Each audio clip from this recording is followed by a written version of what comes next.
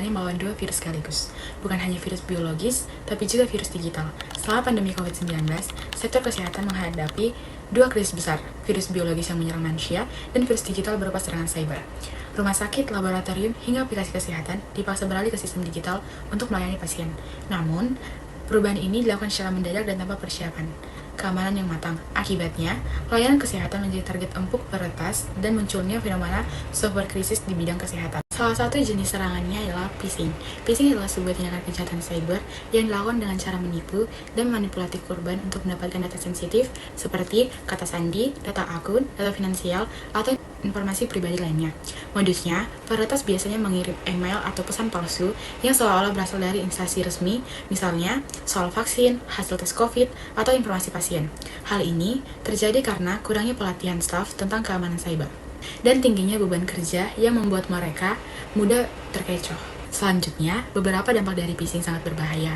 Yang pertama, terjadinya kebocoran data login dan identitas, sehingga akun staf atau sistem rumah sakit bisa diambil alih oleh peretas. Kedua, akses server rumah sakit bisa terbuka, membuat penjahat cyber leluasa masuk ke sistem internal dan memanipulatif data. Ketiga, ada risiko kebocoran data pasien, di mana informasi medis, rekam kesehatan, dan data pribadi pasien bisa tersebar ke pihak yang tidak bertanggung jawab. Dan yang terakhir, potensi serangan lanjutan. Data yang sudah dicuri bisa dipakai untuk serangan yang lebih besar, seperti ransomware ataupun penipuan finansial. Saya akan melanjutkan dengan penyebab terjadinya phishing pada masa pandemi COVID-19. Penyebab pertama adalah lonjakan penggunaan teknologi digital secara mendadak.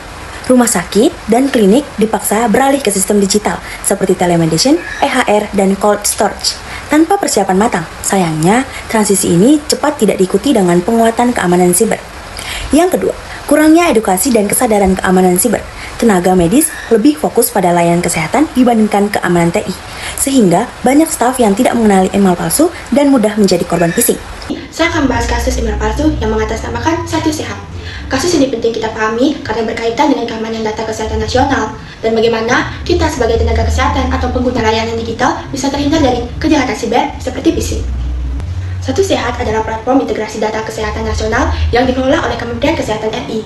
Platform ini digunakan setelah pandemi COVID-19 untuk mendukung layanan kesehatan digital di Indonesia. Rumah sakit, puskesmas, dan klinik diwajibkan mengintegrasikan data mereka ke sistem Satu Sehat. Karena banyak instansi kesehatan terhubung dengan sistem ini, pelaku kejahatan siber memanfaatkan situasi tersebut dengan mengirimkan email palsu yang seolah-olah berasal dari Satu Sehat atau Kementerian Kesehatan. Contoh jenis serangannya adalah pelaku mengirimkan email phishing dengan mengatasnamakan Satu Sehat. Email ini biasanya meminta penerima melakukan verifikasi, mengirim tautan tertentu, atau memasukkan username atau password. Alamat email pengirim ini sebenarnya tidak berasal dari domain resmi Kementerian Kesehatan, tapi sengaja dirancang agar terlihat seperti email resmi pemerintah. Dampak potensialnya, jika email palsu ini diikuti, risikonya besar, seperti data akses akun rumah sakit ke sistem Satu Sehat bisa dicuri, yang kedua data pasien berpotensi dimanipulasi atau dicuri, yang ketiga proses integrasi data antar sistem nasional terganggu di tengah program digitalisasi kesehatan. Untuk membantu kita mengenali email palsu, berikut ciri-cirinya. Yang pertama, alamat pengirim, bukan dari domain resmi, yaitu Kemkes.go.id. Yang kedua, isi email, berisi permintaan klik tautan atau input username atau password. Yang ketiga, tautan, bukan alamat resmi satusehat.kemkes.go.id. Yang keempat, bahasa email, kadang terlihat formal tetapi sering ditemukan kesalahan ejaan dan tata bahasa. Jadi teman-teman, email resmi dari Satu Sehat atau Kementerian Kesehatan tidak pernah meminta password atau data pribadi melalui email. Kita perlu selalu waspada dengan memeriksa alamat pengirim dan tautan sebelum mengkliknya. Dengan mengenali ciri-ciri phishing, kita bisa mencegah pencurian data dan menjaga keamanan sistem kesehatan nasional. Nah, di sini aku akan memaparkan solusi apa saja yang bisa dilakukan untuk menghadapi phishing. Nah, untuk yang pertama yaitu ada edukasi dan literasi keamanan siber tenaga kesehatan. Kita perlu memberikan pelatihan rutin untuk para tenaga kesehatan seperti dokter, perawat, serta staf IT maupun non-IT agar mampu mengenali email, tautan, dan file phishing. Nah, solusi yang kedua yaitu ada penerapan teknologi keamanan berlapis.